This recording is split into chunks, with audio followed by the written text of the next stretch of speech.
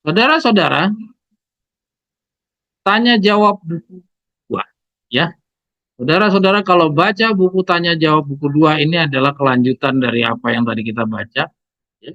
Bicara tentang kesusahan, aniaya yang nanti akan kita hadapi. Jadi perjalanan kita ke depan bukan perjalanan yang mudah.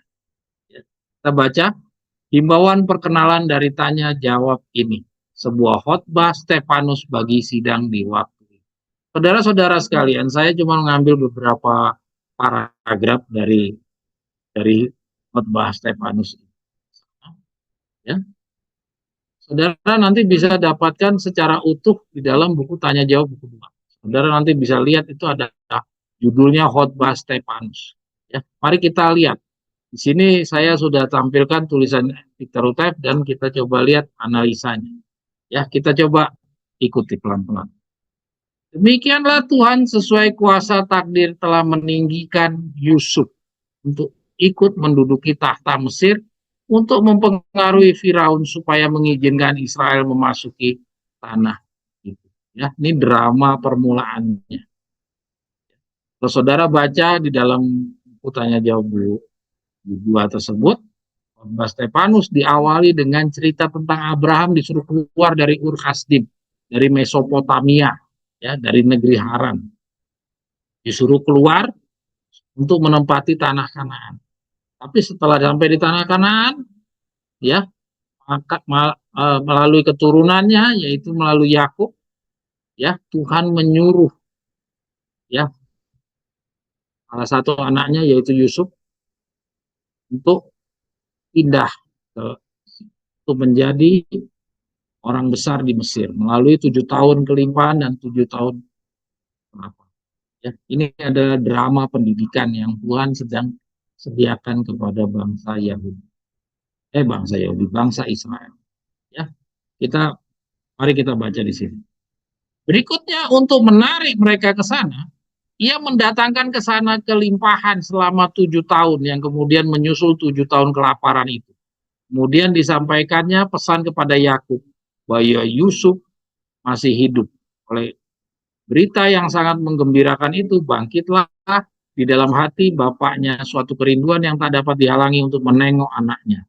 Inilah berikut berita kelaparan yang menimpa saudara-saudara Yakub itu telah memaksa mereka untuk pindah memasuki tanah Firaun yang berkelimpahan itu. Karena di sana mereka telah hidup seperti raja. Kita baca dulu, nanti baru kita baca analisis.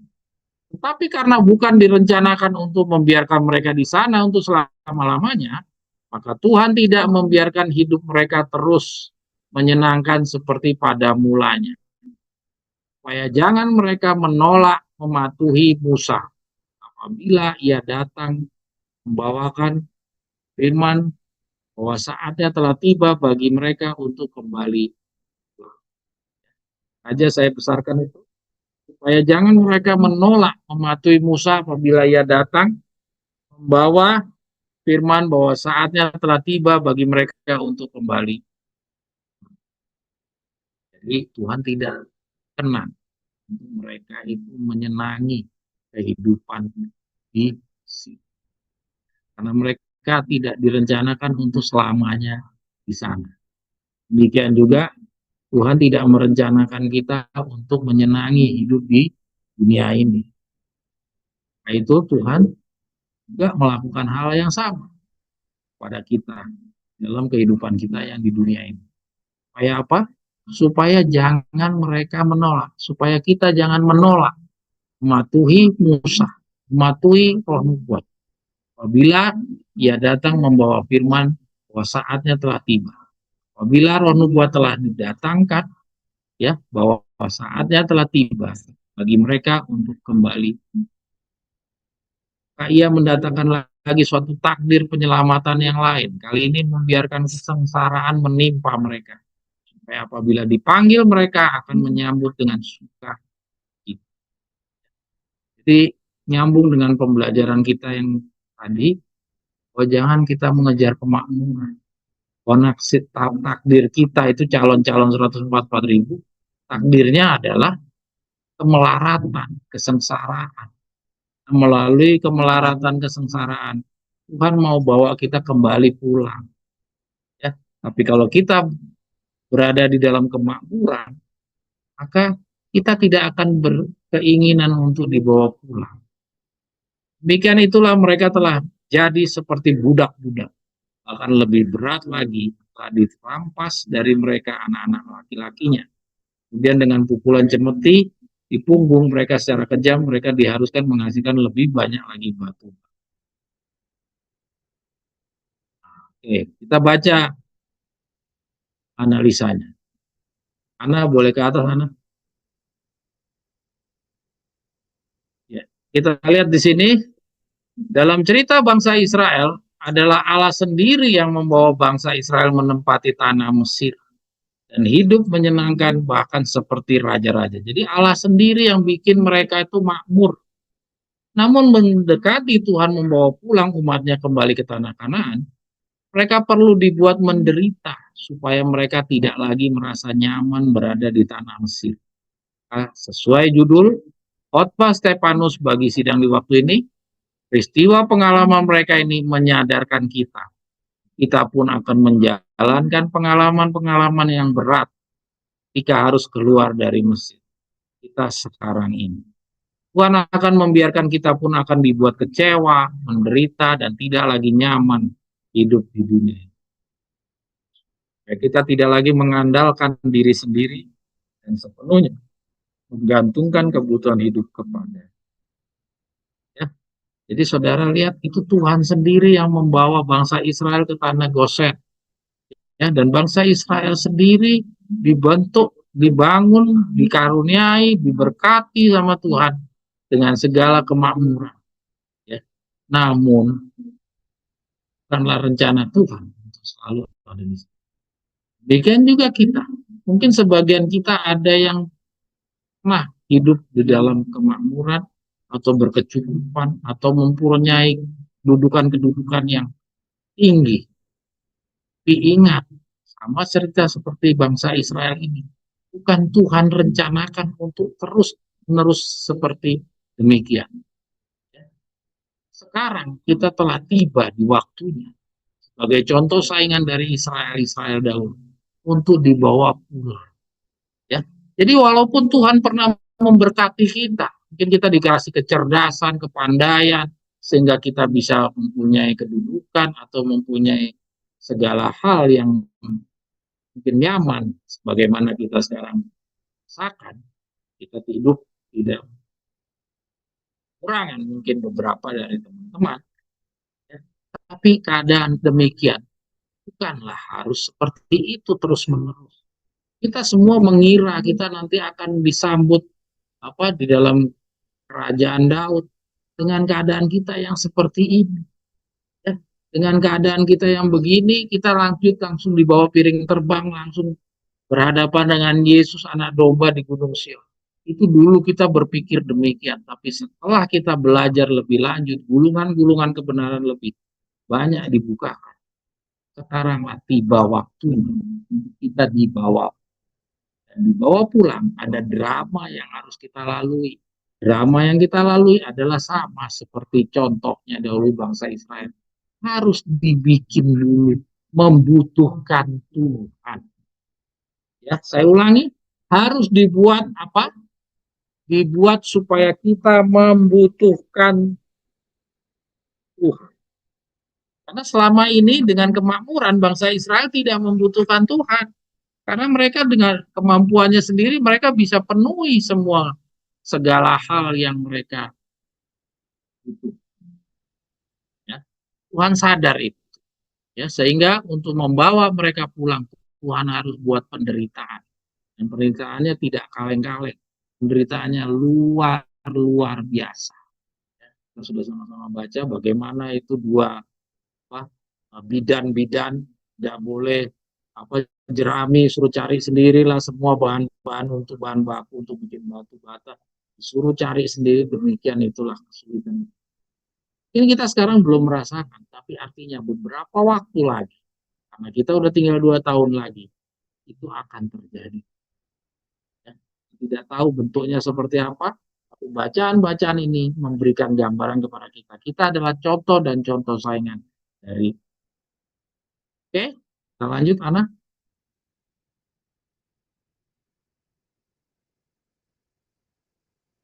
Ya, kita lanjut yang berikutnya.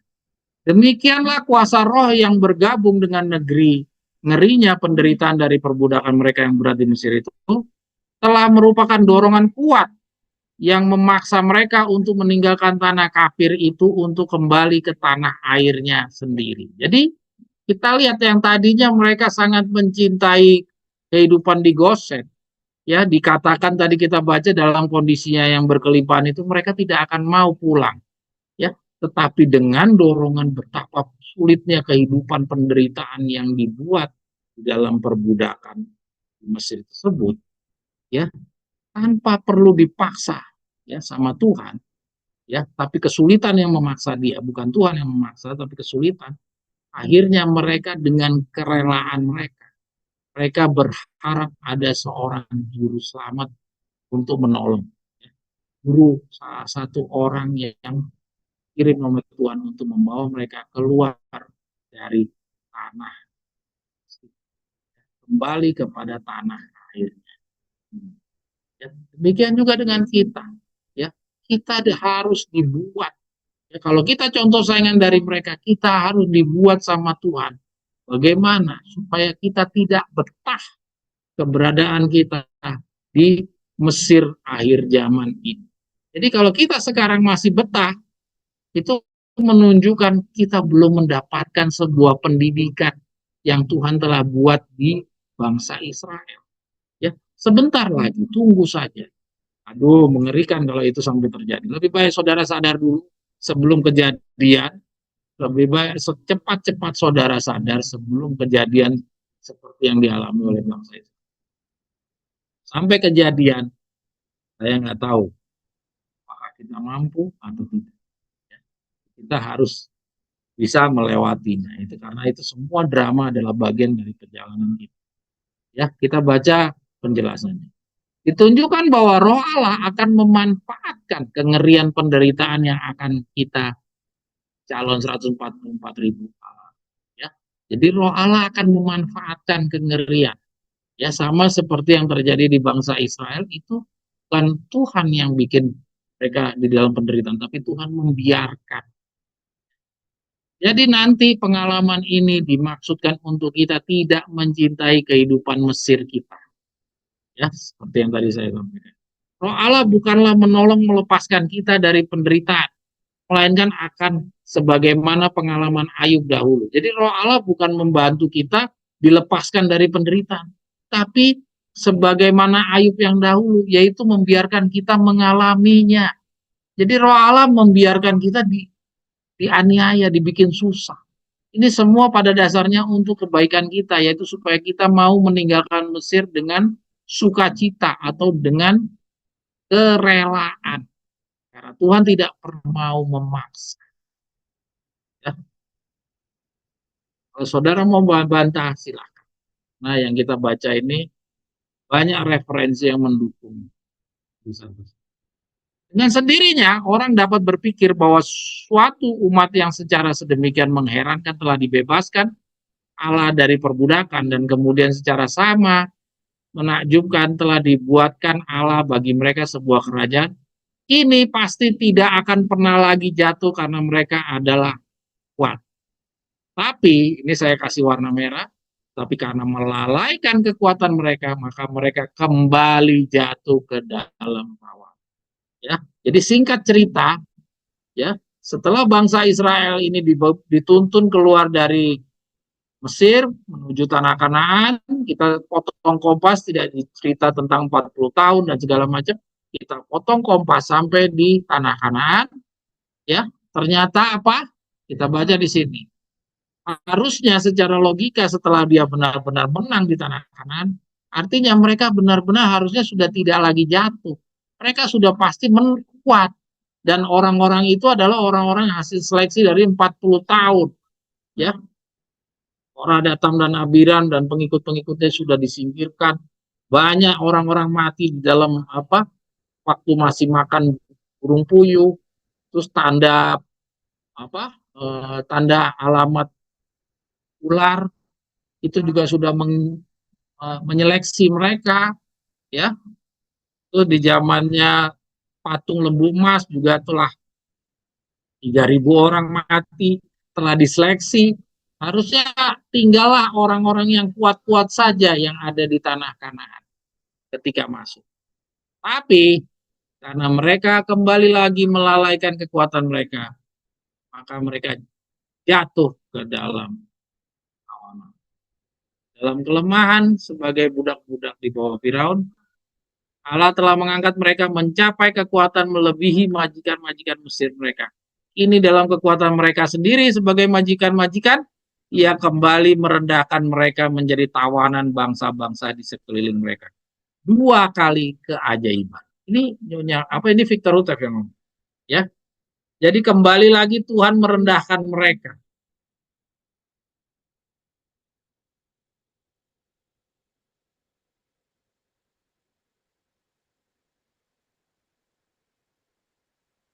Kita saksikan bahwa bila kita berpikir dengan pikiran kita manusia berdosa, mungkin kita akan mengira setelah umatnya mengalami penderitaan di Mesir tersebut dan telah mengikuti petunjuknya melewati banyak jenis pencobaan yang jadi ujian, mereka akan sudah pasti aman dan memperoleh kemenangan. Namun kenyataannya selama kita masih di dunia, kita tidak ada yang dibolehkan untuk berpuas diri dan mengendorkan pertahanan diri. Hal yang sangat perlu kita ingat dalam nasihat di sini bukanlah bukan ketika dalam perjalanan 40 tahun, namun ketika mereka sudah di tanah Kanaan dan bahwa telah berdaulat menentukan jalan dirinya sendiri. Nanti di sini menunjukkan kita untuk jangan pernah merasa telah lengkap atau puas, merasa diri layak, walaupun tampak berbagai petunjuk yang telah dibukakan kita telah diikuti dan secara maksimal usaha telah dilaksanakan. Selama setan masih ada, kita tidak boleh beristirahat. Seperti kata-kata berikut. Selama setan memerintah, maka kita harus berhasil mengalahkan diri sendiri. Menguasai semua dosa untuk menang. Panjang hayat di kandung badan tidak akan ada satupun tempat. Saudara, lihat di Acts of the Apostle halaman 560 ini ada yang aneh. Mari kita baca ulang. Selama setan memerintah, maka kita harus berhasil mengalahkan diri sendiri. Bukan mengalahkan setan, tapi mengalahkan diri sendiri. Saudara lihat, ada yang aneh. Dibilang setan memerintah, tapi kok kita suruh mengalahkan diri sendiri, bukan mengalahkan setan. Saudara sudah lihat ada hal yang aneh di sini. Artinya, setan dan diri sendiri itu berkolaborasi. Ya, jadi kalau kita mau mengalahkan setan, kita harus mengalahkan diri sendiri. Ya, jadi artinya setan tersebut sudah berada di dalam diri kita, bukan berada di diri orang lain. Makanya jangan terlalu peduli sama orang lain. Ya, makanya di pelajaran 40 hari kita disuruh introspeksi sama diri kita sendiri. Karena yang kita harus menangkan itu adalah mengalahkan diri sendiri. Karena kalau kita mengalahkan diri sendiri, maka kita mengalahkan setan. Ya, jadi setan itu tidak berada di luar diri kita. Setan itu ada di dalam diri kita. Menguasai semua dosa untuk menang sepanjang hayat di kandung badan tidak akan ada satu tempat berhenti. Oke, kita lanjut. Di sini terdapat bukti yang pasti bahwa Tuhan telah mendirikan mereka dan Tuhan juga yang meruntuhkan mereka. 2 Tawarik 36 ayat 13 sampai 23. Supaya mereka sesuai firman-Nya dapat mengetahui semenjak dari matahari terbit sampai semenjak dari barat dan bahwa tidak ada lagi yang lain selain Aku. Akulah Tuhan dan tidak ada lagi yang, ya. Jadi coba lihat di sini. Ini mau menunjukkan bahwa Tuhan satu-satunya yang kuasa. Jangan kita mengira ada kekuasaan lain selain daripada. Dimulai dengan 120 orang murid yang dipenuhi roh, maka sidang Kristen Yahudi ini telah mentobatkan 3.000 jiwa pada hari pertama. Pak, saudara lihat tulisan ini, loncat ya dari bangsa Israel lari ke 120 murid-murid. Ya, dari bangsa Israel loncat ke dalam perjanjian baru ke 120. Ya, melewati periodenya Yesus hidup bersama-sama orang-orang Yahudi. Maka sidang Kristen Yahudi itu telah mentobatkan 3.000 jiwa pada hari Pantekosta oleh mengkhotbahkan hanya sebuah khotbah sederhana yang menambahkan kepada sidang setiap harinya sedemikian ini sesuai orang-orang yang akan diselamatkan. Oke, lanjut. Pengumpulan jiwa-jiwa yang banyak ini sedemikian rupa telah menimbulkan amarah setan sehingga ia membalasnya dengan menganiaya perempuan itu. Ya, ini sidang Kristen Yahudi yang telah melahirkan bayi laki-laki sedemikian rupa untuk menghalanginya mentobatkan orang dan menghalangi orang-orang yang telah berhasil ditobatkan untuk menggabungkan diri dengan. Dari bantuan dasar fakta-fakta anak wanita itu yaitu Yesus yang telah dibawa kepada Allah, ayat 5 telah lahir di dalam sidang Yahudi, dan bahwa sidang Kristen muncul dari sidang Yahudi mendirikan dengan kokoh wanita itu sebagai lambang hamba-hamba Allah yang setia baik di dalam sidang wasiat lama maupun wasiat. Ini semua tulisan Victor. Kita lanjut ya. Sebagai akibat penganiayaan terhadap perempuan itu, maka setan gantinya menghalangi rencana ilahi, ia malah secara ironi hanya membantu.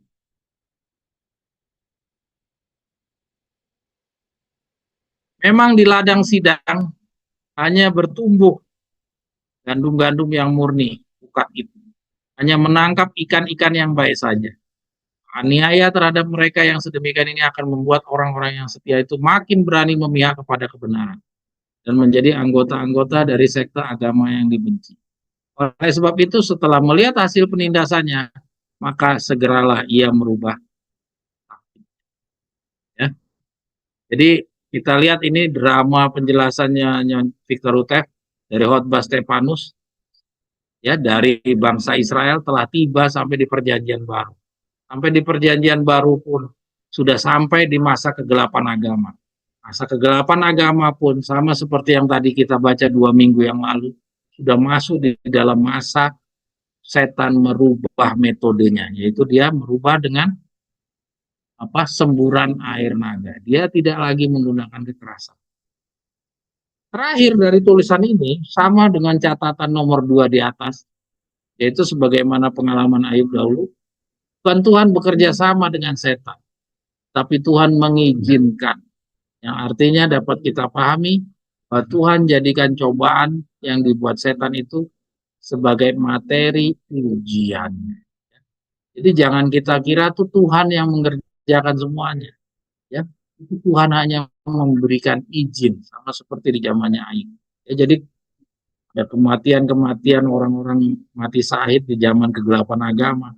Itu bukan Tuhan yang membunuh mereka, tapi Tuhan mengizinkan untuk terjadinya aniaya-aniaya tersebut. Ya, lanjut. Dari ulangan sejarah umat Allah yang panjang ini kita saksikan bahwa Ibrahim adalah satu-satunya orang terhadap siapa Allah tidak pernah memaksa untuk memperoleh hasil-hasil yang diingini. Jadi Abraham itu bukan satu-satunya, dia adalah satu-satunya orang yang Tuhan tidak pernah memaksa untuk memperoleh hasil yang diingini. Dia dipaksa. Ya, Musa dipaksa. Bangsa Israel dipaksa untuk keluar dari Mesir. Ya, Musa dipaksa dengan apa? Dan dia dibiarkan membunuh orang Mesir. Ya, dipaksa sama Tuhan untuk tinggal di padang belantara dan seterusnya dan seterusnya. Sebenarnya selain Ibrahim, ada Yohanes Pembaptis juga yang tidak dipaksa. Enoh juga. Tapi saya nggak tahu nih kenapa Victor Utef bilang satu-satunya ya orang yang tidak dipaksa dan memperoleh hasil yang diingini. Enoh juga sebenarnya nggak pernah dipaksa. Yohanes Pembaptis juga sukarela dari diri. Tapi kita tidak usah mempermasalahkan itu, kita lanjut. dengan menggunakan sesuatu yang selain daripada perintah sederhana yang mengatakan, keluarlah kamu dari negeri dan dari bangsamu dan dari rumah Bapa, pergi ke suatu negeri yang akan kutunjukkan. Ya. Yang berikutnya kita lihat kepatuhan dan kesetiaan iman Ibrahim dan kepenurutannya tanpa ragu-ragu pada perintah Tuhan yang sederhana dalam setiap kesempatan telah membuatnya menjadi seorang teman Allah, Bapa dari segala orang beriman, dan sebuah tonggak besar kebenaran yang hidup, dengan sebuah nama untuk dikenang dan dipuji sepanjang masa. Iman Yakub kepada janji Allah dan kerinduannya yang kuat untuk memperkerjakan dirinya ke dalam rencana-rencana Tuhan, untuk melaksanakannya berhasil dengan dirinya. Jadi leluhur daripada buah-buah pertama. Ya. Kita lihat ini Yakub. Terus yang kedua, berikutnya. Ana boleh geser Ana? Ya, setelah Yakub kita dikasih lihat juga ada kesetiaan Yusuf. Ya, tanpa mengenal kompromi. Terus berikutnya adalah Musa dalam kelembutannya, kesederhanaannya. Ya, yang berikutnya lagi pengorbanan rasul-rasul, ya, hidup rasul-rasul bagi kepentingan Kristus. Yang berikutnya adalah keberanian Luther. Ya, sekarang kita coba lihat catatan kita. Kita lihat ini adalah semua khotbah Stefanus bagi orang yang di akhir zaman. Kita harus punya karakter seperti Ibrahim, karakter seperti Yakub, karakter seperti Musa, karakter seperti rasul-rasul dan Luther.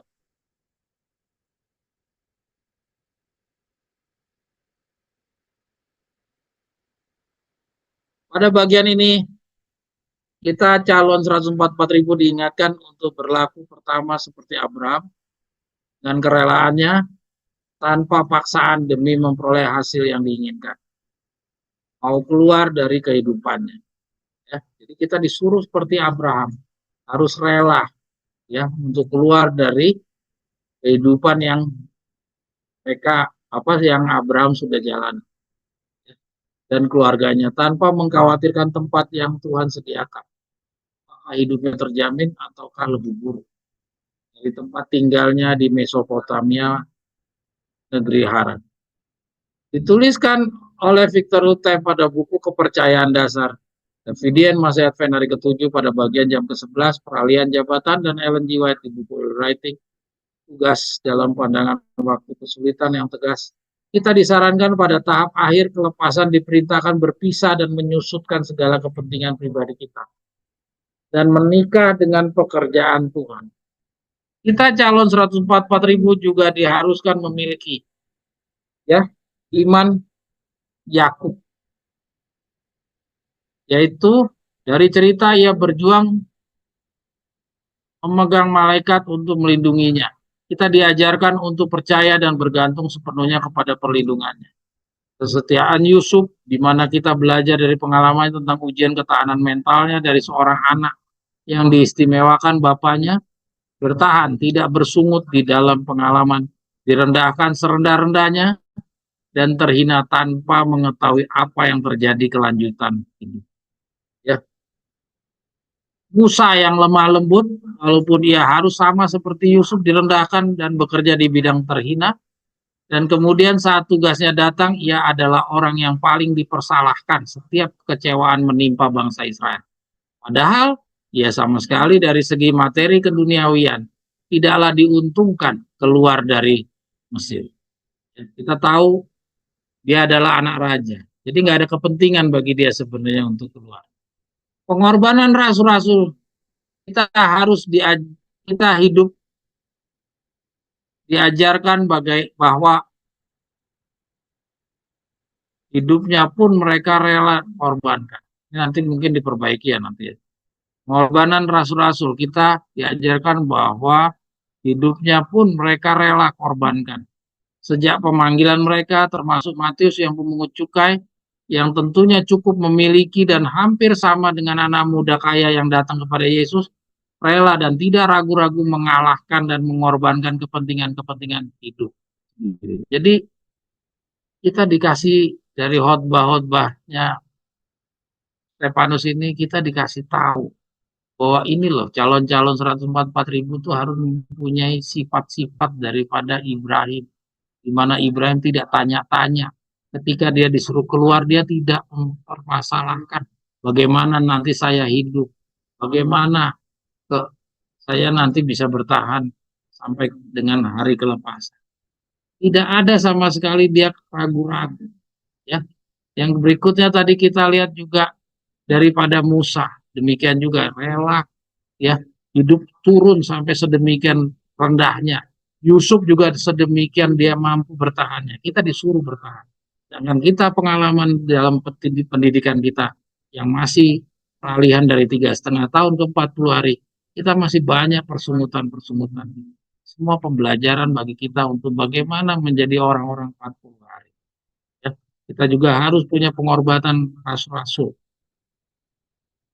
Rasul-rasul pengorbanannya luar biasa. Ketika dari awal dia dipanggil, kita tahu bahwa mereka tidak ada yang mempertanyakan bagaimana dengan anak saya, bagaimana dengan keluarga saya. Tapi bagaimana dengan kita? Kita disuruh berhenti bekerja aja, kita udah mempertanyakan bagaimana nanti saya hidup, saya makan dari mana nanti. Ya, terus kita suruh keluar dari kota, kita sudah mempermasalahkan bagaimana nanti di sana, nanti ada ini enggak, ada pengobatan kah atau ada apalah kehidupan yang bagaimana. Nah, itu semua dipertanyakan oleh kita. Menunjukkan bahwa kita tuh pada saat sekarang ini benar-benar sesuai dengan kata-kata Nyonya White di rewriting tadi, yaitu kita belum siap. Ya, maka itu peringatan-peringatan dari Nyonya White ini harus segera cepat, segera mungkin kita belajari, ya, dan kita hidupkan. Supaya jangan kita terlambat. Kita nggak punya kesempatan kedua yang seperti tadi di awal kita bicara soal Petrus.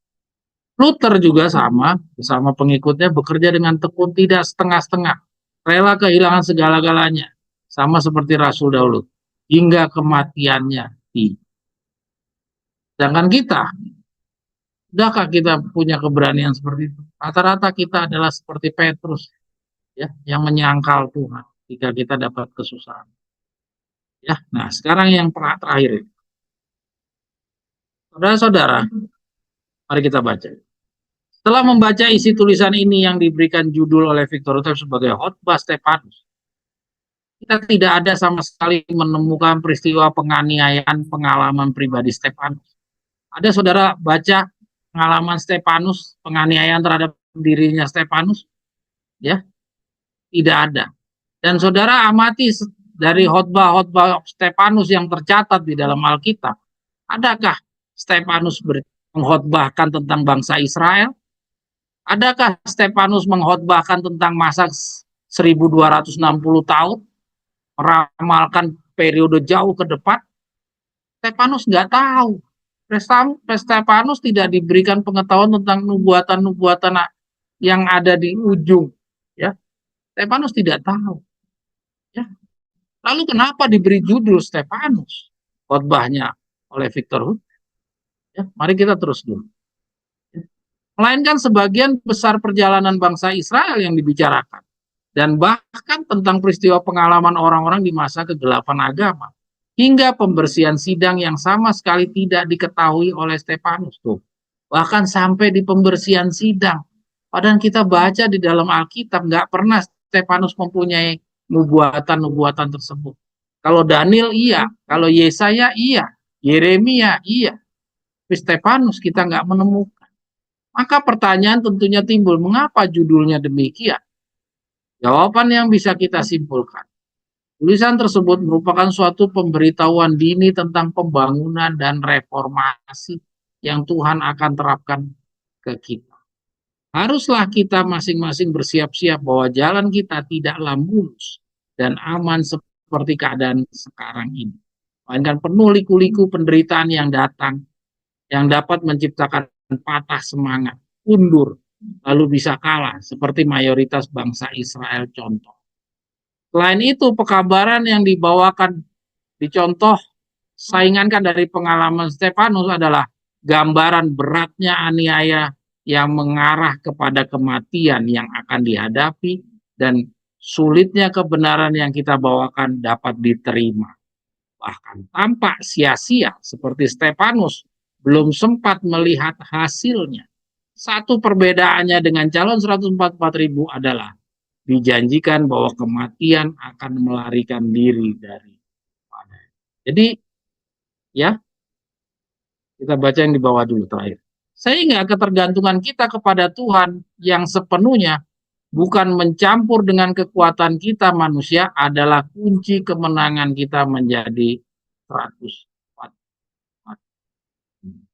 Ya, saudara-saudara sekalian, saudara nanti bisa membaca kembali seluruh khotbah Victor Utrecht lengkap kait dengan khotbah Stefanus di dalam buku Tanya Jawab Jilid. Jadi saudara lihat kenapa Victor Utrecht membawakan judulnya adalah khotbah Stefanus, padahal di dalamnya nggak ada cerita Stefanus. Artinya dia mau memperlihatkan betapa sulitnya perjalanan kita seperti perjalanan Stefanus, ya, yang mana aniaya yang dirasakan oleh Stefanus bahkan sampai kepada kematian. Jadi kesulitan calon-calon 144.000 nanti akan menghadapi aniaya yang bahkan sampai kepada kematian. Ya, hanya saja beruntungannya calon 144.000 adalah dan mereka sudah dijanjikan bahwa kematian akan melarikan diri dari kesulitan Stefanus membagikan kebenaran. Itu juga menjadi bagian daripada. Ya, kira-kira demikian pembelajaran. Jadi ingat dari khotbah Stefanus ini kita dapatkan gambaran apa? Bangsa Israel untuk mau dibawa keluar dari Mesir, dia harus dibuat rela. Ya, Tuhan tidak memaksa, tapi Tuhan membuat dia rela. Ya, dengan segala kesulitan-kesulitan yang tercipta di dalam pabrik. Kita sebagai contoh saingan, kita juga harus mengalami pengalaman contoh saingan daripada pengalaman bangsa Israel. Kita tidak tahu apa yang terjadi beberapa waktu ke depan. Maka kita akan mengalami yang seperti ini atau bagaimana, kita tidak tahu. Tapi yang jelas, ini semua ditujukan bacaan ini kepada kita. Supaya kita jangan mencintai Mesir akhir zaman ini. Segeralah sebelum kita dibuat sedemikian menderita seperti bangsa Israel ini, segeralah kita menciptakan ketidaksetiaan atau ketidakbetahan kita berada di tengah-tengah bangsa-bangsa Mesir akhir zaman. Mulai dari sekarang kita melatih diri, jangan kita mencintai pesona-pesona yang tadi kita baca dari tulisan yang sebelumnya. Jangan kita mencintai pesona-pesona yang disediakan oleh dunia ini. Pesona-pesona itu ada di tengah-tengah kota. Itu nasihat tadi dari cerita pengalaman bangsa Israel, pengalamannya Ibrahim, kita juga disuruh keluar. Kita disuruh keluar. Dan bangsa Israel pun juga disuruh pulang ya dari Mesir. Jadi kita harus meninggalkan Mesir. Kita harus meninggalkan kota besar. Ya. Demikian kira-kira pembelajaran kita pada kesempatan ini. Kita lanjut, masih ada waktu pada bacaan yang berikutnya. Ya, kita lanjut bacaan yang berikutnya dari Ori Writing, halaman 57 sampai 58. Tugas dalam pandangan waktu kesulitan. Sini juga kita nanti akan diperlihatkan bagaimana perjalanan kita yang terakhir ini. Ya. Ini buku Early Writing juga yang sebagaimana tadi kita baca di Early Writing itu bicara tentang untuk orang-orang yang berada di dalam periode yang sisa. Kita baca ini pun juga berlaku bagi orang-orang yang di periode yang sisa. Yaitu periode kita. Kita lanjut. Tuhan telah menunjukkan kepada saya berulang kali bahwa adalah bertentangan dengan Alkitab untuk membuat persediaan apapun untuk kebutuhan duniawi kita di masa kesusahan. Ya. Ini bacaan yang ini adalah bacaan yang pernah kita baca tentang kita disuruh apa meninggalkan rumah-rumah dan tanah-tanah. Ya. Ini sengaja saya tampilkan kembali berhubungan dengan tadi kita harus jangan tetap berada di tengah-tengah pesona-pesona. Ya, kita coba baca kembali di sini. Ada pesan apa yang disampaikan oleh Nyonya White yang belum kita pahami secara mendalam. Pada kesempatan ini kita coba gali kembali. Ya, mari kita baca. Membuat persediaan apapun ya, untuk membuat persediaan apapun untuk kebutuhan duniawi kita di masa kesusahan. Ya. Jadi lihat di sini, ini pesan Nyonya White kepada kita bahwa kalau kita melakukan persediaan apapun di dalam kebutuhan duniawi di masa kesusahan, saya melihat di masa kesusahan, saya melihat bahwa jika orang-orang kudus memiliki persediaan makanan di rumah atau di ladang pada masa kesusahan, ketika pedang, kelaparan, dan penyakit sampar ada di negeri itu, maka makanan itu akan dirampas oleh tangan-tangan yang. Coba lihat di sini. Ya, ini adalah kelepasan yang kita akan jalani nanti akan seperti ini. Ya. Dan orang-orang asing akan menuai ladang mereka. Kita lihat. Jadi kalau kita membuat persiapan apapun untuk kebutuhan duniawi kita di masa kesusahan ini, nanti akan dirampas. Ya. Dan ladang-ladang kita yang sudah menghasilkan itu akan diambil oleh orang. Orang asing akan menuai ladang mereka. Maka akan tiba saatnya bagi kita untuk percaya sepenuhnya kepada Tuhan. Nah ini. Jadi ini contoh saingan daripada bagaimana Tuhan membuat kita mau keluar dari dunia ini. Ya, supaya kita punya contoh dan contoh saingan dari pengalaman bangsa Israel tadi. Ya, di mana bangsa Israel akhirnya dengan rela dia membutuhkan Tuhan dan rela untuk meninggalkan Mesir. Yang awalnya mereka sama sekali tidak mau meninggalkan Mesir. Dan cara yang seperti yang sama yang dilakukan kepada bangsa Mesir, juga Tuhan biarkan kita mengalami hal yang sama. Sehingga kita benar-benar mencari Tuhan lepas. Maka akan tiba saatnya bagi kita untuk percaya sepenuhnya kepada Tuhan. Sepenuhnya. Jadi artinya sebelumnya kita belum sepenuhnya. Tapi di dalam periode yang seperti ini, maka kita benar-benar 100% bergantung kepada Tuhan. Tuhan buat peristiwa yang sama seperti di bangsa Israel. Dibuat kita membutuhkan Tuhan sepenuhnya. Sebelumnya kita tidak sepenuhnya. Sama seperti bangsa Israel dahulu. Saya melihat bahwa roti dan air kita akan terjamin pada waktu itu. Ya, ini sekaligus mengoreksi apa yang dikeluhkan oleh Victor 2 minggu yang lalu, yang khawatir nanti kita tidak akan mungkin semiskin yang seperti yang kita baca di dunia. Bacaan ini memperlihatkan pengalaman kita akan sama seberatnya seperti bangsa Israel dahulu. Ya, tapi di sini dikatakan roti dan air kita akan terjamin pada waktu itu. Dan kita tidak akan kekurangan atau menderita kelaparan. Karena Allah sanggup menghamparkan meja bagi kita di padang gurun. Tidak perlu, ia akan mengirimkan burung-burung gagak dan untuk memberikan makan kita seperti yang ia lakukan untuk memberikan makan Elia. Atau menurunkan mana dari langit seperti yang dilakukan. Mungkin kita ragu bacaan ini. Ya, karena kita selama hidup belum pernah mempunyai ada mukjizat-mukjizat yang seperti ini.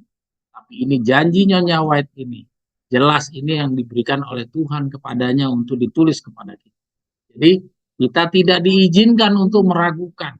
Kalau kita meragukan apa yang ditunjukkan oleh Nyonya White, kita sudah pernah belajar, itu sama saja kita menghina.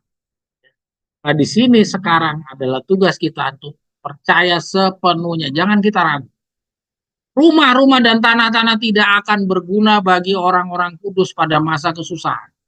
Karena mereka harus melarikan diri di hadapan masa yang marah. Dan pada saat itu harta benda mereka tidak dapat digunakan untuk memajukan tujuan kebenaran masa kini. Saya ditunjukkan bahwa adalah kehendak Allah, bahwa orang-orang kudus harus melepaskan diri dari setiap beban sebelum datangnya masa kesusahan.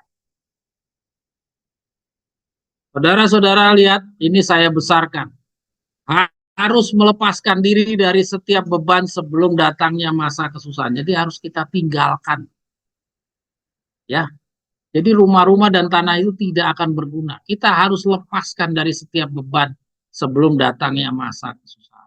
Dan membuat perjanjian dengan Allah melalui pengorbanan. Saya kasih besar hurufnya pengorbanan. Karena apa? Karena banyak yang kita tidak rela. Kita hampir mirip-mirip dengan orang kaya yang anak muda kaya yang datang kepada Yesus. Ya, tidak mau berkorban. Pada kesempatan yang terakhir ini kita harus berkorban. Kita harus seperti rasul-rasul. Tadi kita udah lihat ya, dari khotbah Stefanus ditunjukkan bahwa kita harus sama seperti rasul-rasul dahulu. Tidak mempertanyakan nanti anaknya makan apa, nanti hidup saya bagaimana. Kalau saya tinggalkan pekerjaan nelayan saya, nanti lanjutan hidup saya bagaimana. Itu semua pengorbanan, termasuk Matius yang kita tahu dia pemungut cukai. Artinya dia bukan orang miskin. Dia sama sekali tidak meragukan apa yang Tuhan minta dari dia. Untuk meninggalkan semuanya. Ya, kita juga harus mempunyai kepercayaan seperti itu. Ingat, harus melepaskan diri dari setiap beban sebelum datangnya masa kesusahan. Kenapa? Ya, apa beban apa di sini? Kalau kita baca satu paragraf, jelas yang dijadikan beban di sini adalah rumah-rumah dan tanah-tanah. Ya, itu merupakan beban. Silakan saudara kalau tidak setuju dengan kata-kata saya, baca satu paragraf. Ya, rumah-rumah dan tanah-tanah tidak akan berguna bagi orang-orang kudus pada masa kesusahan. Karena mereka harus melarikan diri dari hadapan masa yang marah dan pada saat itu harta benda mereka tidak dapat digunakan untuk memajukan tujuan kebenaran masa kini. Saya ditunjukkan bahwa mereka adalah kehendak Allah bahwa orang-orang kudus harus melepaskan diri dari setiap beban. Jadi jelas harta itu adalah beban. Kalau kita baca konteks dari satu paragraf ini jelas setiap beban. Jadi artinya rumah itu bagian dari setiap beban, tanah itu bagian dari setiap beban, harta ya itu adalah sebagian daripada setiap beban. Dan ini semua harus dilepas. Ya, cara melepasnya bagaimana nanti kita baca di bawah.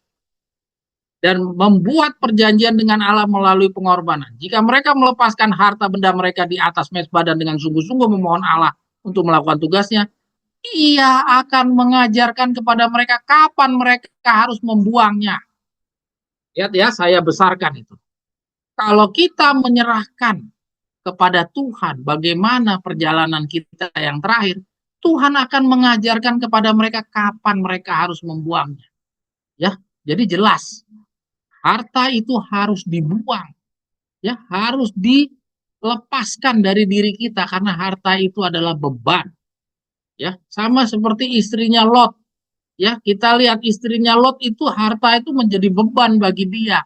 Dia harus rela melepaskannya dan dia tidak mau merelakan akibatnya ya seperti itu. Sedangkan Lot dia merelakan. Ya, anak-anaknya Lot merelakan. Ya, kita belajar pengertian beban dari pengalaman istrinya Lot. Kita lanjut. Ya, dikatakan ia akan mengajarkan kepada mereka kapan mereka harus membuangnya.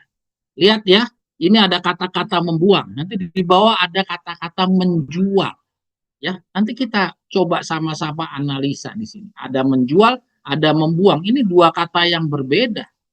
Ya, maka mereka akan bebas pada masa kesesakan dan tidak memiliki beban yang membebani mereka. Nah, jadi dengan kita melepaskan harta kita, rumah, ya dan segala macamnya, ya kita lepaskan, ya maka kita akan bebas, tidak seperti istrinya Lot, ya pada masa kesesakan dan tidak memiliki beban yang membebani mereka. Jadi kita plong, ya kita tidak mempunyai aduh nanti itu rumah saya nanti bagaimana ya, waduh nanti rumah mobil saya bagaimana, terus nanti aduh itu tanah saya bagaimana ya, itu harus kita lepaskan. Bagaimana melepaskannya? Di sini kapan membuangnya nanti akan diajarkan. Kita akan lihat di bawah. Saya melihat bahwa jika ada orang yang berpegang pada harta benda mereka dan tidak bertanya kepada Tuhan tentang kewajiban mereka, dia tidak akan memberitahukan kewajiban mereka. Nah, jadi kalau kita nggak nanya, kita berpikir pakai pikiran kita terus-terusan, ya Tuhan nggak ngasih tahu. Ya, jadi Tuhan hanya mau ngasih tahu kepada mereka yang bertanya. Ya, yaitu apa? Orang-orang yang dipersiapkan tadi. Kan ada kelompok-kelompok yang mempunyai kebenaran yang sedikit. Terus ada yang orang-orang yang dipersiapkan, kepada mereka yang dipersiapkan ini Tuhan membukakan berbagai pengetahuan-pengetahuan yang tidak bisa dipahami oleh kelompok-kelompok yang lainnya itu. Nah, kepada mereka inilah Tuhan akan beritahukan. Ya, mudah-mudahan yaitu kita ini. Dia tidak akan memberitahu kewajiban mereka dan mereka akan diizinkan untuk mempertahankan harta benda mereka, dan pada saat kesulitan harta muncul di hadapan mereka sebagai gunung yang mereka benda itu akan menghancurkan, dan mereka akan mencoba untuk menyingkirkannya tapi tidak akan mampu, ya. Jadi akhirnya harta benda itu kalau tidak kita singkirkan daripada kita, pada saat itu nanti akan sama seperti istrinya Lot, akan jadi beban, ya. Jadi kita harus bebas dari harta itu. Saya mendengar beberapa orang berduka seperti ini.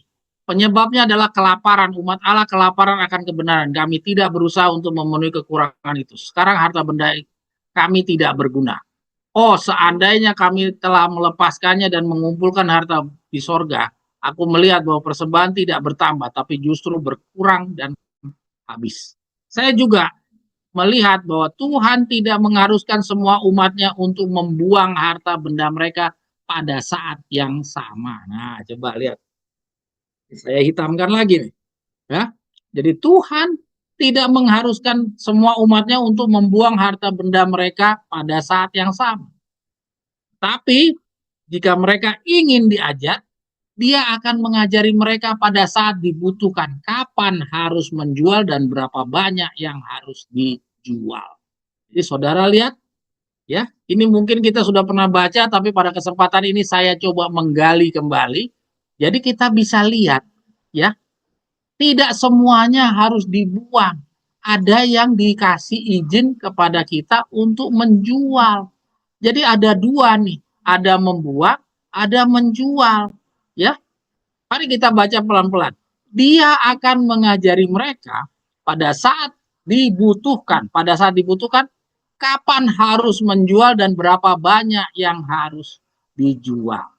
Ya, beberapa orang telah diminta untuk membuang harta benda mereka di masa lalu untuk menopang tujuan Advent. Sementara yang lain telah diizinkan untuk menyimpan harta benda mereka sampai waktu yang dibutuhkan.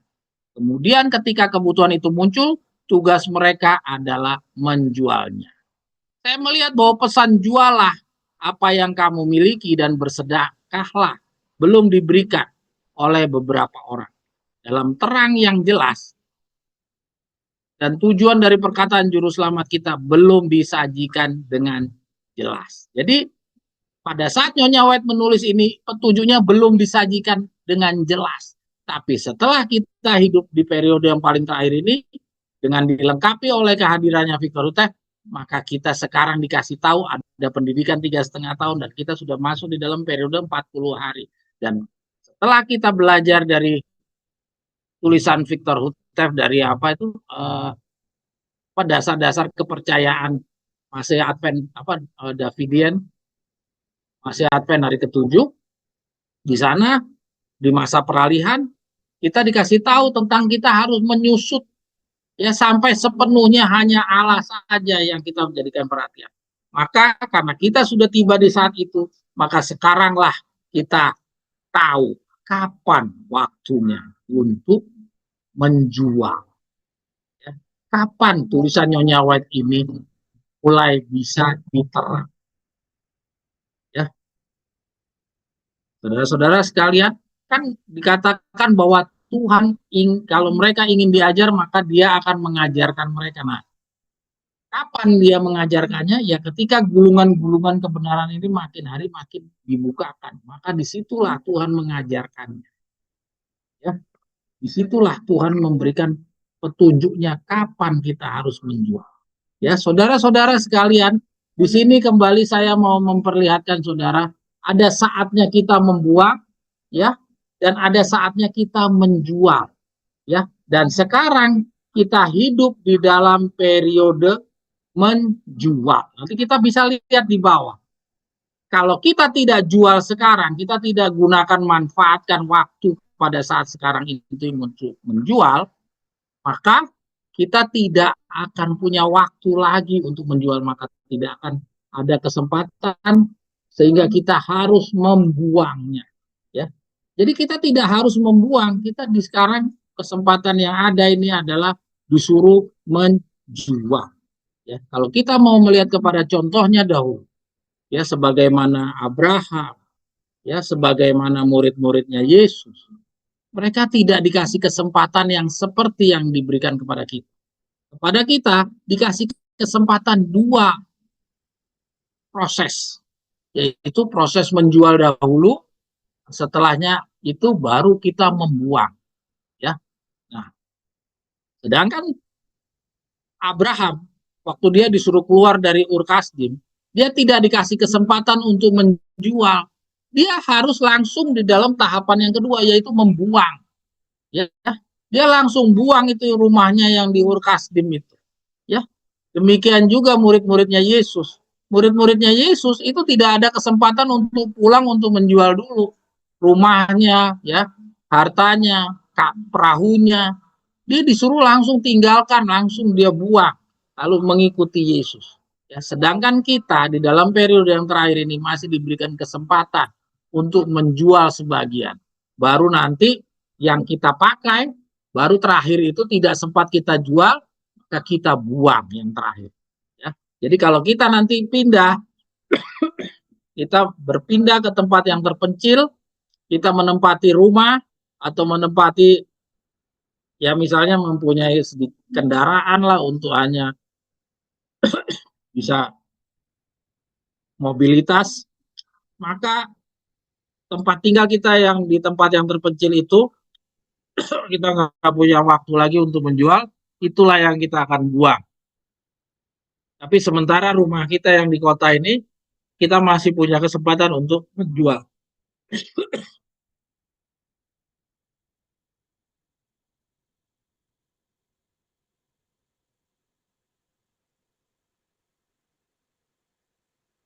Kenapa? Karena kita telah tiba di dalam masa periode di mana penjelasan yang jelas itu telah dibukakan. Sementara di zaman Nyonya White ini belum. Mari kita terus. Tujuan dari menjual bukanlah untuk memberikan kepada mereka yang mampu dan menghidupi diri mereka sendiri, tapi untuk menyebarkan kebenaran.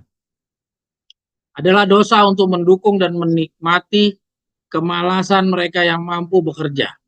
Berapa orang sangat bersemangat untuk menghadiri semua pertemuan, bukan untuk memuliakan Allah, tapi untuk roti dan ikan. Mungkin ini kita tidak usah baca, ya, karena Nyonya White pada saat menulis ini dia mengira menjual itu tujuannya untuk melanjutkan membantu orang lain dan segala macamnya.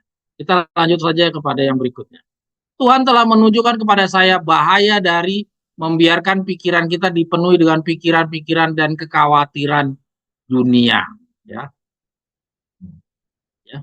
Saya melihat bahwa beberapa pikiran disesatkan dari kebenaran masa kini dan kecintaan akan Alkitab dengan membaca buku-buku menarik lainnya. Yang lainnya dipenuhi dengan kebingungan dan kekhawatiran akan apa yang akan mereka makan, minum, dan kenakan. Berapa orang melihat terlalu jauh ke depan untuk kedatangan Tuhan. Waktu telah berjalan beberapa tahun lebih lama dari yang mereka harapkan.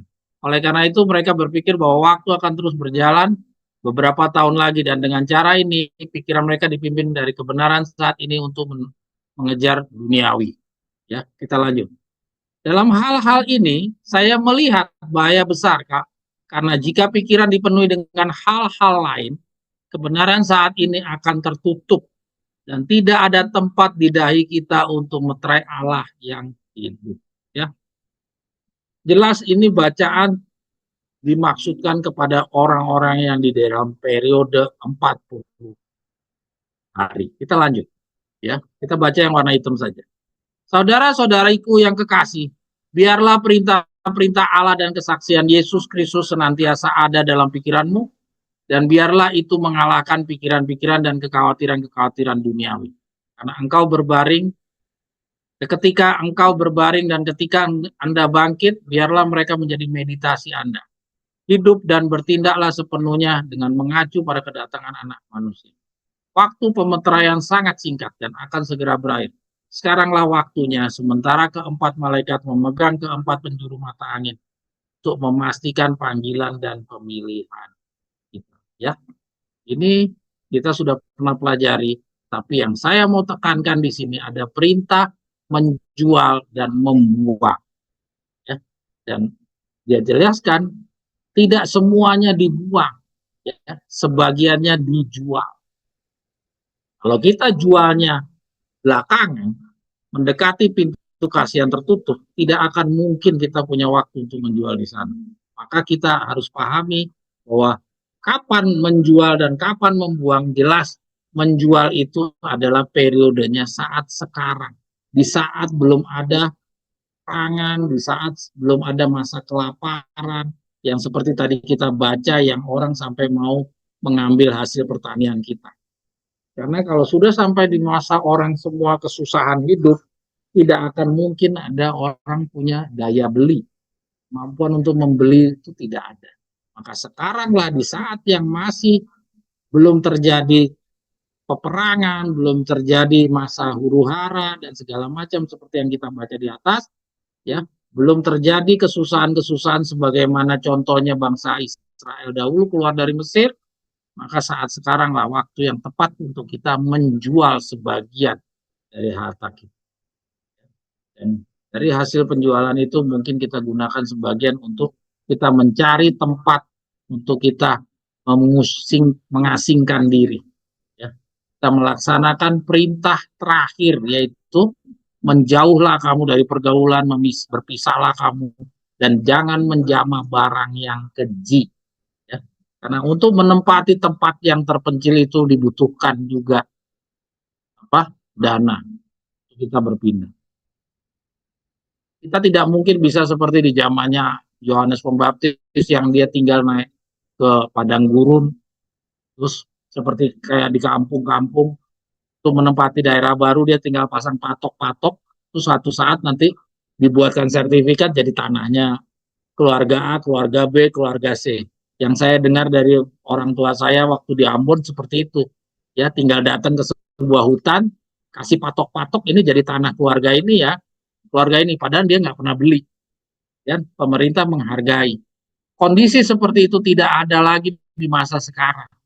Ya, maka yang terjadi harus kita jual, kita gunakan.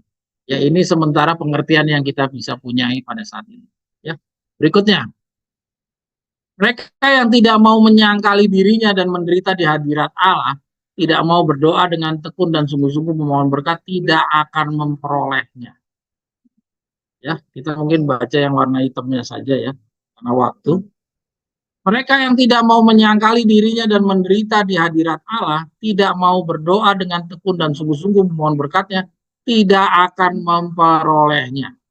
Bila mana gelombang kesukaran dan keputusasaan yang tak terkatakan itu menyapu para pemohon, betapa sedikit yang bergantung dengan iman yang teguh kepada janji-janji Allah. Ya, saudara lihat, bacaan ini mengarahkan bahwa kita nanti akan mempunyai pengalaman sama seperti bangsa Israel yang dipaksa keluar dari Mesir oleh keadaan, oleh penderitaan. Ya, jadi kalau kita tidak mau bergantung iman teguh kepada janji-janji Allah, ya, katakan kita, apa nih dia bilang, kalau kita tidak mau menyangkali diri dan menderita di hadirat Allah, tidak mau berdoa dengan tekun dan sungguh-sungguh mohon berkatnya, tidak akan memperolehnya. Ya, jadi ingat, ini peringatan menyadarkan kita. Lanjut, mungkin 15 menit ya. Mereka yang hanya sedikit melatih imannya sekarang berada dalam bahaya yang sangat besar. Kita harus membiasakan diri sekarang dengan Allah, dengan cara membuktikan janji-janjinya, yaitu membuang, kehilangan berhala-berhala emas, rumah, dan tanah yang subur. Ya, mari kita baca. Mereka yang hanya sedikit melatih imannya sekarang berada dalam bahaya yang sangat besar untuk jatuh ke bawah kuasa penipuan setan dan perintah pemaksaan hati nurani. Ya, kalau kita tidak mau melatih iman kita, melatihnya bagaimana sih? Mari kita baca. Dan walaupun mereka tahan terhadap ujian itu, mereka akan terjerumus ke dalam kesusahan dan penderitaan yang lebih dalam pada waktu kesesahan itu. Sebab mereka tidak membiasakan diri percaya kepada Allah. Pelajaran-pelajaran iman yang telah mereka lalaikan terpaksa mereka harus pelajari di bawah tekanan keputusasaan yang hebat.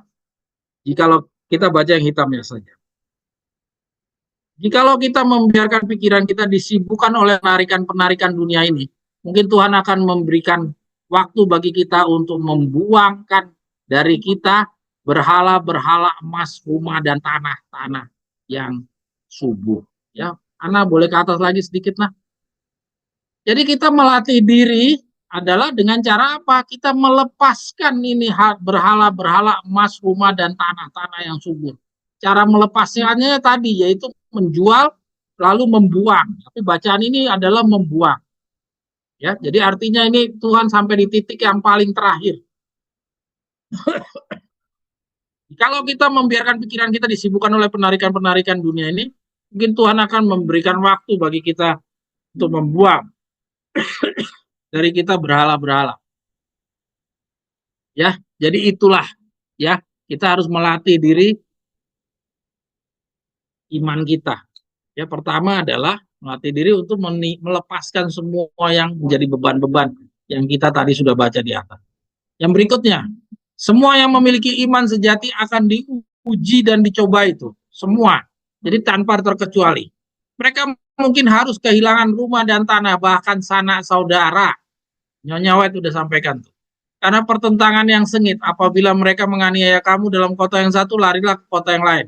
Yesus berkata, sesungguhnya sebelum kamu selesai mengunjungi kota-kota Israel, anak manusia sudah datang. Jadi artinya benar-benar ini semua terjadi dalam waktu yang sedemikian singkat. Ya, maka itu kalau sekarang ada perintah untuk menjual, manfaatkanlah. Kalau tidak, kita akan kehilangan. Ya, kehilangan itu ya dengan dijarah lah, seperti yang tadi. Maka kalau Anda tidak mau terlalu banyak kita kehilangan, kerugian, manfaatkanlah kesempatan yang diberikan kepada kita saat ini, yaitu menjual. Kalau kita tunda-tunda terus-terusan, ya kita juga harus rela untuk nanti diambil.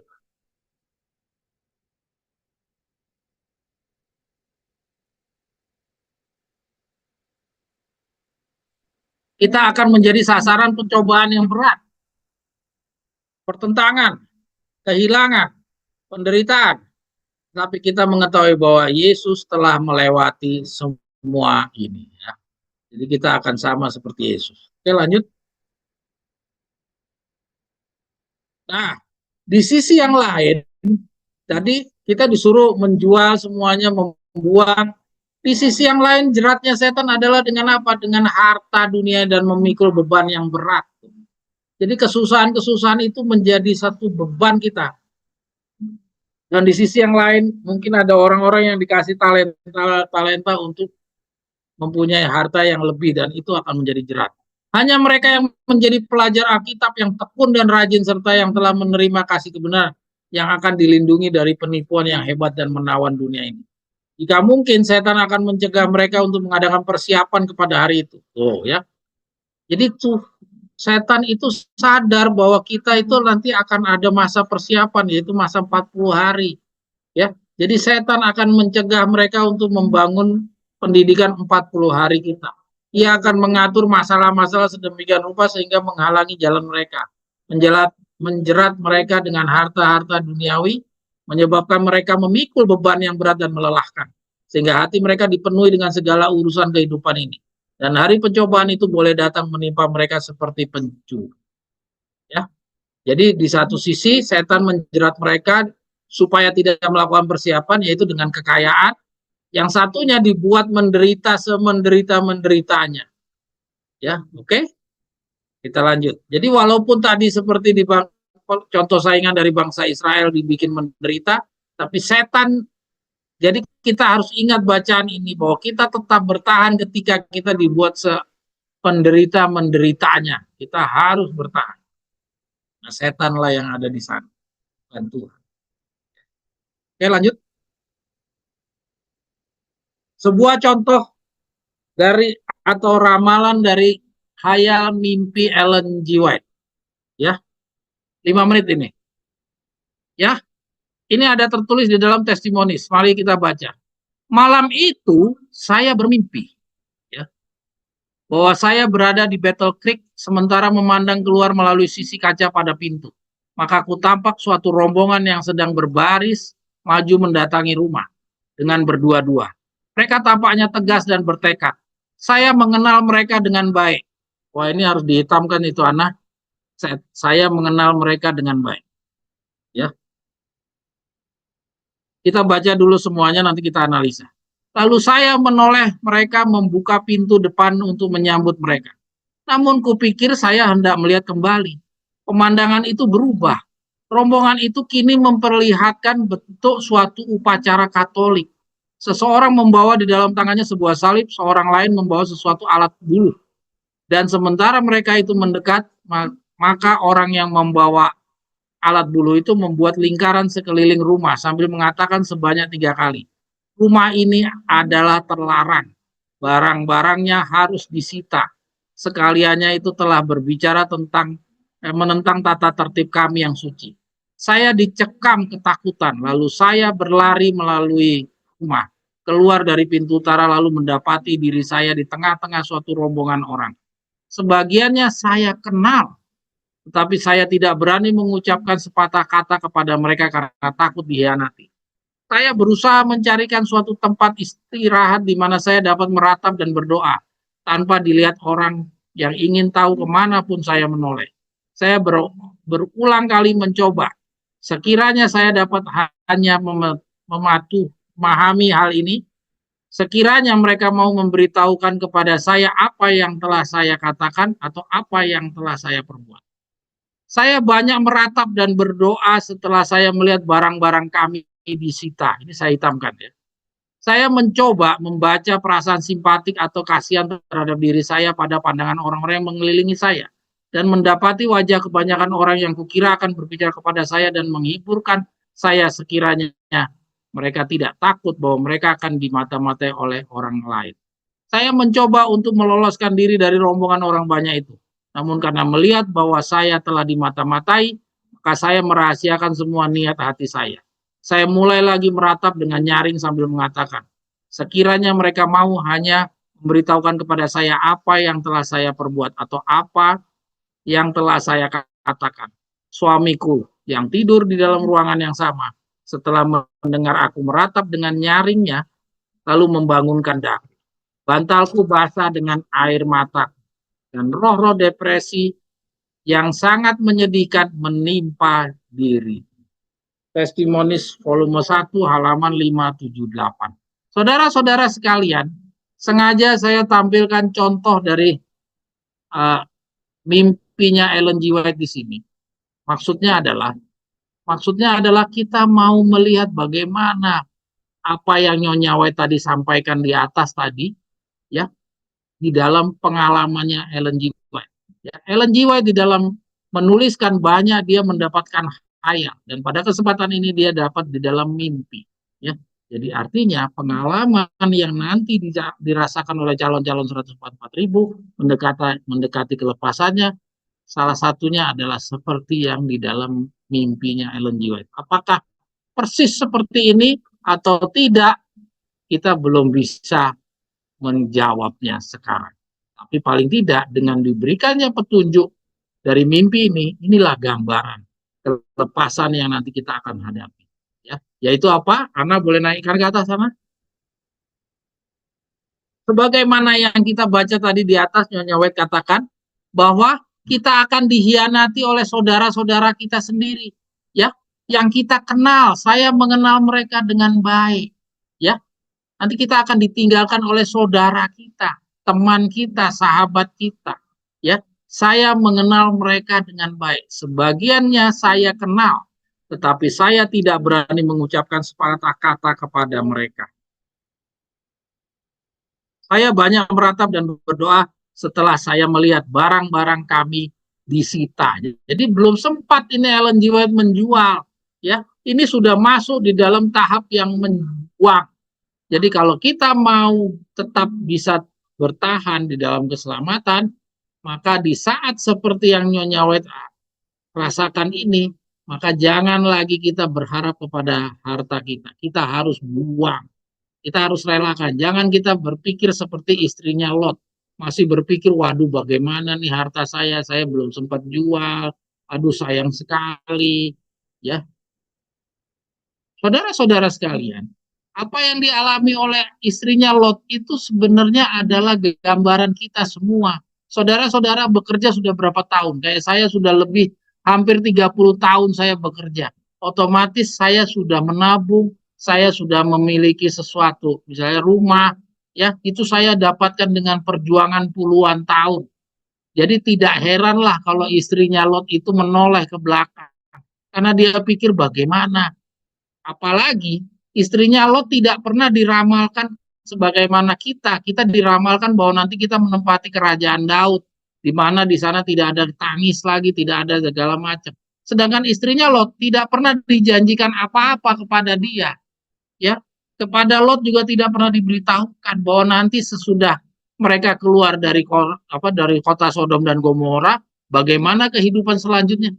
Tidak pernah diberitahukan apa-apa. Jadi wajar kalau istrinya Lot itu khawatir. Dia menoleh ke belakang, dia menyayangi barang-barang yang dia sudah puluhan tahun dia perjuangkan untuk dia punyai. Ya, itu adalah hal yang wajar bagi seorang manusia. Ya, jadi dalam hal kewajaran seseorang manusia tadi dalam bacaan ini kita disuruh rela, ya, serela-relanya sebagaimana Yohanes Pembaptis, sebagaimana Musa dahulu dari seorang anak raja, dia meninggalkannya semua, tinggal di padang belantara dan menggembala domba. Itu bayangkan dia punya kemewahan-kemewahan di kerajaan, dia harus tinggalkan semuanya. Seandainya Musa sepemikiran seperti istrinya Lot, pasti dia tidak akan rela tinggal di padang belantara tersebut. Dia akan nyuri-nyuri, akan kembali lagi ke rumahnya yang di dalam kerajaannya. Ya, demikian juga Abraham. Ya, kalau misalkan Abraham juga sepemikiran seperti istrinya Lot, dia juga akan pulang kembali kepada Ur Kasdim. Karena sama seperti istrinya Lot, dia tidak pernah dijanjikan apa-apa seperti kita sekarang. Kita beruntung dikasih janji bahwa kita nanti akan mendapati kerajaan Daud. Ya, sedangkan Abraham tidak, istrinya Lot pun juga tidak. Jadi sangat masuk akal kalau misalnya istrinya Lot itu masih memikirkan harta-hartanya yang sebelumnya. Jadi pembelajaran ini benar-benar membukakan kita.